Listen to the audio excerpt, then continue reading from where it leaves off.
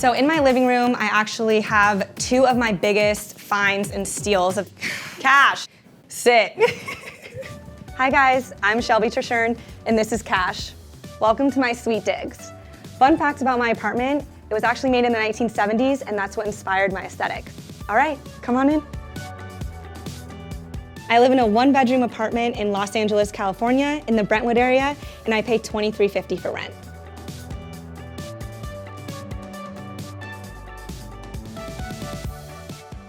For the rent price, it's great. I can walk everywhere. My favorite coffee shop is Alfred's. It's right down the street. My absolute favorite restaurant near my apartment is Sugarfish. It's fresh sushi. I can walk to it in 3 minutes. I feel super lucky. The apartment was originally listed for close to $2,800 and then I got it down to $23.50.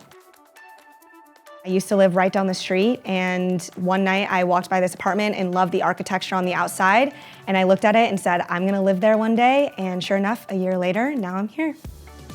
I would describe my home style as mid-century funky boho, if that's even a thing. I'm really into old rock. I love the 70s. I also love the 50s. So I really want to incorporate those fun colors, funky retro prints. So when you first walk into my apartment, it's really just walking into open space. So my priority was making sure that it still flowed, but also giving each area its designated space and time. It was really important for me to build out my space and make it feel really open. So I layered the entryway with the same cheetah print carpets. I got them matching so they would almost create little hallways for the house because it is just a very open floor plan. I absolutely love this shelf that I found. I love layering it with fun, colorful pieces. You can see a few different Marilyn Monroe pictures on there. I found this really fun, funky vase at a flea market, which I absolutely love. The bench holds all of my workout shoes, so it's really convenient for storage. And then I have this amazing full-length mirror, which I am using as I'm like rushing out the door to go check my outfits. This area was kind of tricky when I first moved in because there were so many moving pieces and different pieces I wanted to include. So making the dining area more of a nook instead of just having a table in the middle really gave this apartment the opportunity to be open and flowy. I actually put together 2 regular benches, sized them up in the corner, and that's kind of how I created this little nook area. And I also just recently got these like wicker black chairs, which I'm absolutely obsessed with. And it's just a really comfortable place to eat, and I wanted to make sure that when other people come over, they're also comfortable. So this is kind of the health and wellness area. I have some of my workout and yoga stuff in the corner, and I have my smoothie bar over here that has all my teas, my vitamins, protein. I have my Vitamix on there as well. I have a smoothie every day, drink tea every night, so I'm constantly using this. So this is a West Elm piece that I actually got from OfferUp. I think originally it's listed around $1,100, $1,200, and I got it for $350. It was a little used, but I honestly just put a little work into it and changed the knobs out to match the gold aesthetic, and it's definitely one of my favorite finds of the apartment. I really pride myself on bargain shopping. I found some of my most amazing favorite pieces of the house from OfferUp, Facebook Marketplace, Craigslist. I found this couch that I'm sitting on that's originally $2,000 for $500. So that's something that I recommend everyone doing is be patient and make sure that you're like looking at secondhand sources for sure. So since I moved during the pandemic, it was really important for me to find an apartment that would allow me to have a space to have kind of a sectioned off desk area where I can go, dial in, not get distracted by other things going on. I've worked at Adobe now for 4 years. I work with our e-commerce platform. The one thing I love about Adobe is they have a lot of creative products and solutions, so I've been able to use those to help me with my other passion, which is interior design. So I kind of made this basic plain wall into my desk area. I put some fun prints up. I got this acrylic desk that was really important because it is in such like a pass-through area. I wanted to make sure that it didn't feel like a bulky piece of furniture hanging outside the wall. So I was really stoked with how this turned out. So when I first viewed this apartment, I saw a huge black bulky light fixture. So that was one of the first things I changed even before I moved in. I upgraded it to a mid-century light fixture, which really just tied together the entire area. So I'm a huge plant person. My best friend and I counted one night, I think I have close to 52, and they really thrive in the light in this apartment. So this is my cute little kitchen. It's a little hidden. It's small, but it has everything I need. My favorite thing that I did in this kitchen was I really wanted to keep the gold accents and pull those in. These were the original handles that were all over the kitchen and the bathroom, and I replaced them myself with these beautiful gold handles.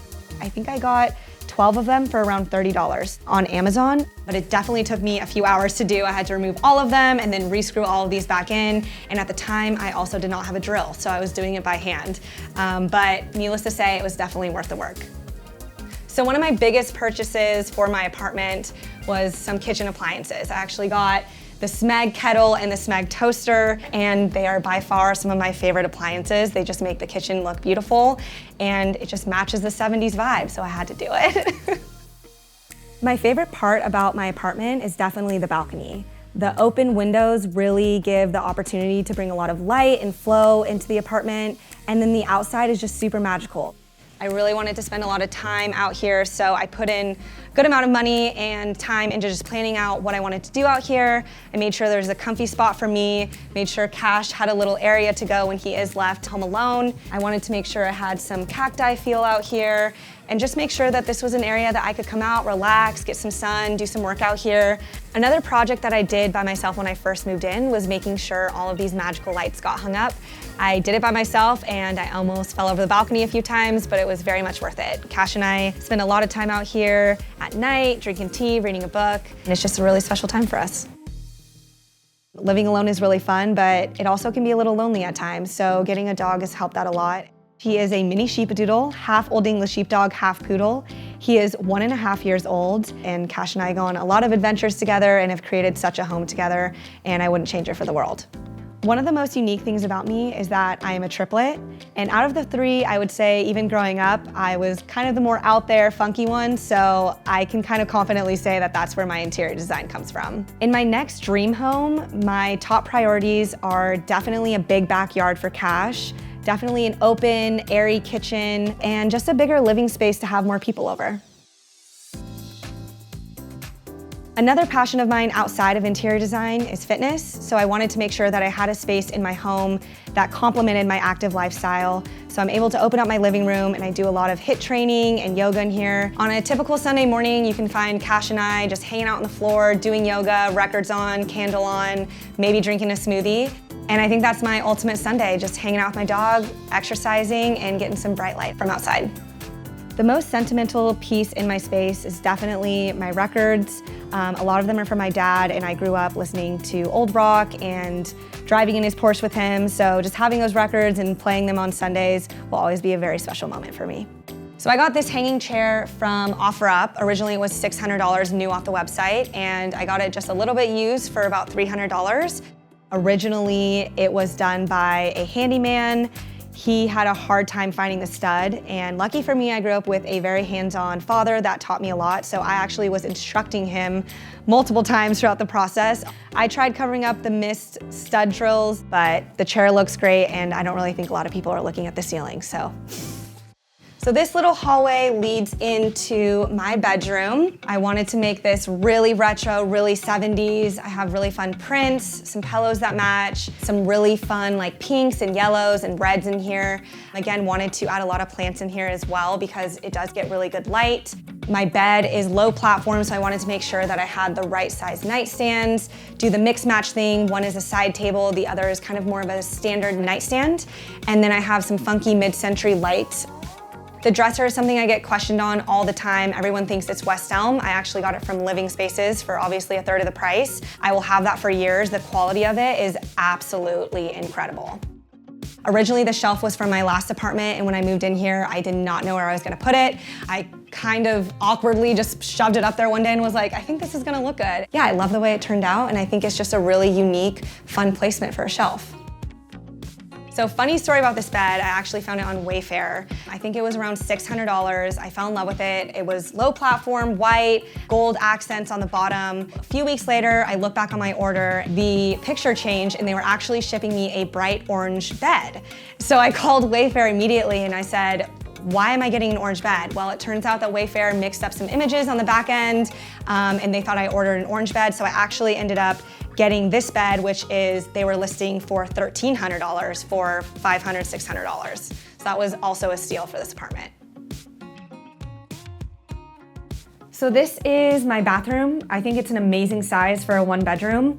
I did a few upgrades in the bathroom. I added the shower curtain with the rod that covers up these basic glass doors. Just really makes the bathroom a little bit more fun, flows in with the more funky theme of the rest of the apartment. And then I also switched out silver handles for the gold ones that also match the kitchen. Decorating this apartment has definitely been a creative outlet for me. I personally cannot draw or paint or anything like that, so my apartment really is my canvas. It's definitely my passion at heart. I love the design aspect. I love that you're able to kind of create whatever you're feeling inside, whatever you're into, and just kind of put it in your home. So that's kind of been my goal for this apartment, and I hope to do that in my future apartments and homes as well. Thanks for checking out My Sweet Digs. To watch more videos, click here. To subscribe, click here.